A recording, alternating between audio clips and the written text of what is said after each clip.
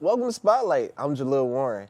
Don't adjust your brightness because I'm about to make your day. We have a full show of film, food, and funnies. Let's get it started.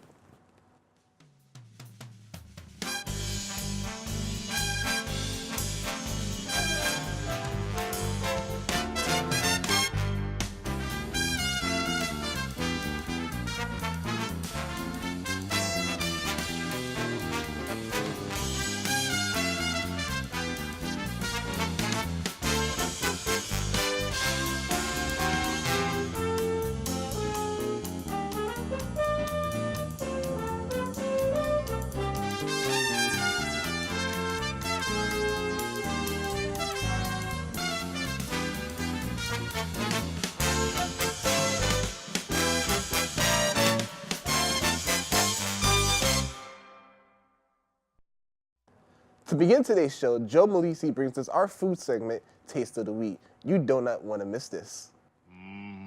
Donuts. Very few places can make a donut look and taste as good as the Frying Dutchman. Located right on Main Street, the Frying Dutchman serves up over 40 different flavors. Each month, a new flavor of donut is added. April's donuts have a unique twist on the theme of lemon. To make these treats, the temperature of the dough and room must be calculated. Because the dough is cake-based, not yeast, they can be made fresh to order. The donuts then fry for several minutes before being coated.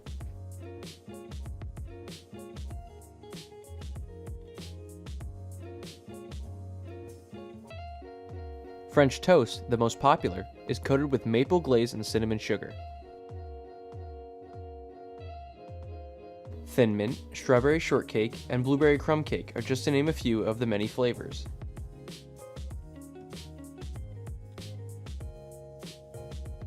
They even sell t-shirts for those who want to show off their love for donuts. With all the options available to you, the Frying Dutchman on Main Street is a must-see for any donut lover.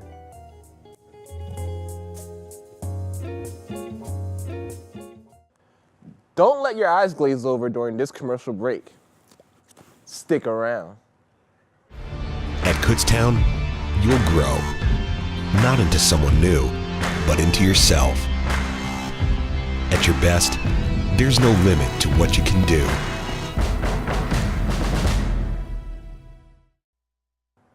After a nasty popcorn accident, Cole has finally popped back to review Pacific Rim Uprising. Let's check it out.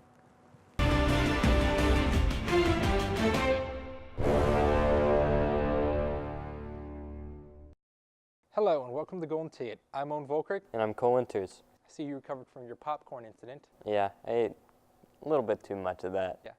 Well, today we will be reviewing Pacific Rim Uprising, taking place in a world where mankind is under threat from giant monsters from another dimension and fight back using giant robots called Jaegers, taking place 10 years after the original movie Pacific Rim, directed by Guillermo del Toro. And I gotta say, I thought this movie was a bit of a disappointment.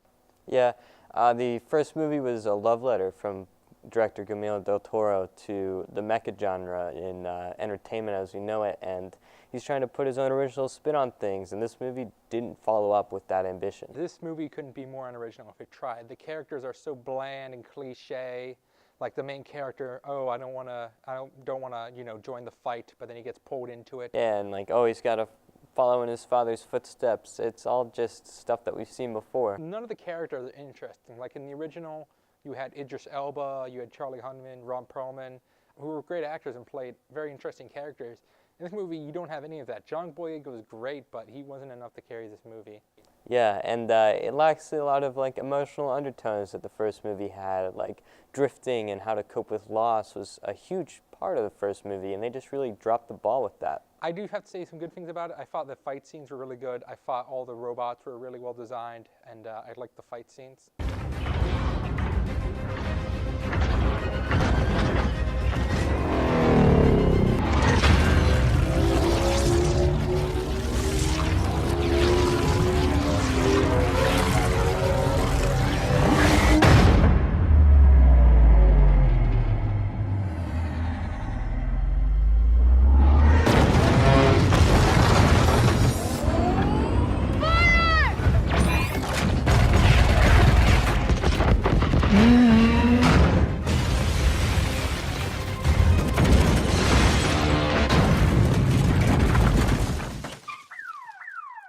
like, good on them for not changing the designs of the robots, because that was such a prominent feature of the first movie that was so original and cool.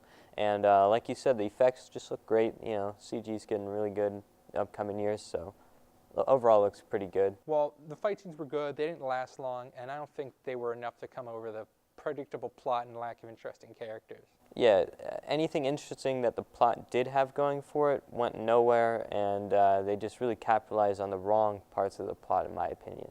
Yeah, I thought this was a very disappointing movie and nowhere near as good as the original. I would give it 2 giant robots out of 5. I'm right there with you at 2 giant robots out of 5 for that one. Yeah, well, thanks for watching. As always, I'm Owen Volkrick. And I'm Cole Winters. And watch out for giant robots on the way home. That review was really more than Pacific. We'll be right back in the interview right after this break.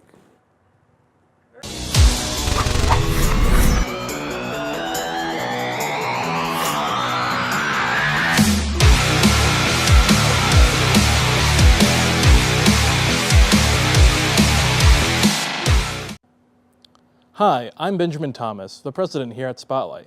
Today I'm here with Cody Myers, president of Kutztown University's Laugh Track, also known as CULT.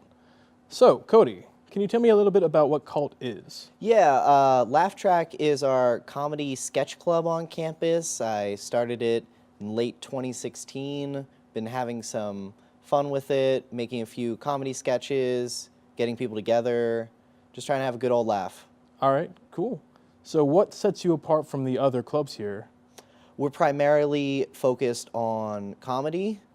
We do script reading like Film Club does, but it's obviously comedy based, so you've got funnier voices, you've got a different kind of approach to it where you want to sell jokes as opposed to necessarily creating a scene and story, while this is condensed to just the jokes. Okay, sounds really cool. Can you tell me about one of the latest projects you've been working on? Lately, we've been trying to acquire a half an hour's worth of sketches. We have 4 so far, plus some transitions, and we're trying to make a compilation TV episode kind of thing that can hopefully gain some attention and new members. Awesome. So where are you kind of looking at Laugh Track to go in the future with the next year? You looking at? No idea. If I had one of those, like, you know, mind reading, sight future seeing. Okay, it's something to let you gaze into the future? Yeah, exactly. Some kind of crystal ball. That would be very helpful. But no, don't have that.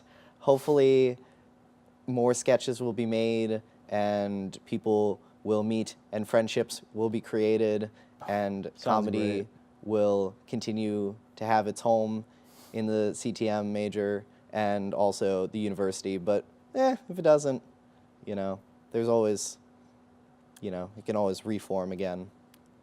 But we're always trying to make things funny, like regardless of where. So I'm sure someone will have the idea and it will be reborn like a phoenix if it ever disappears. Sounds beautiful. Can you tell us a little bit about when you guys meet and how often?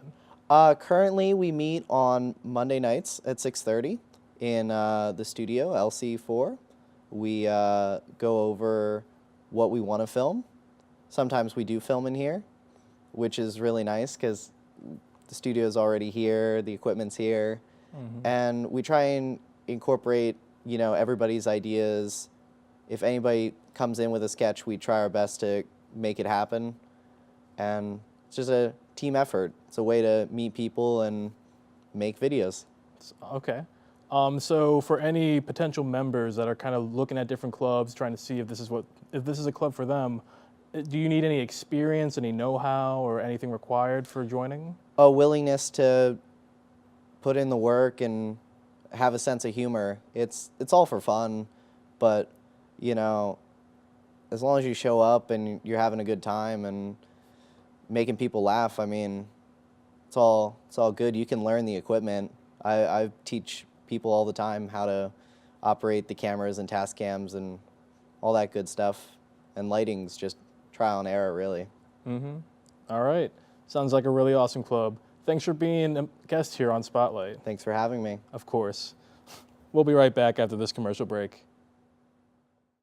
It's on us to stop sexual assault. It's on us to tell our friends if what they're doing is wrong. To say something when our friends are being stupid. Look out for each other at parties. Keep an eye on someone in a vulnerable situation.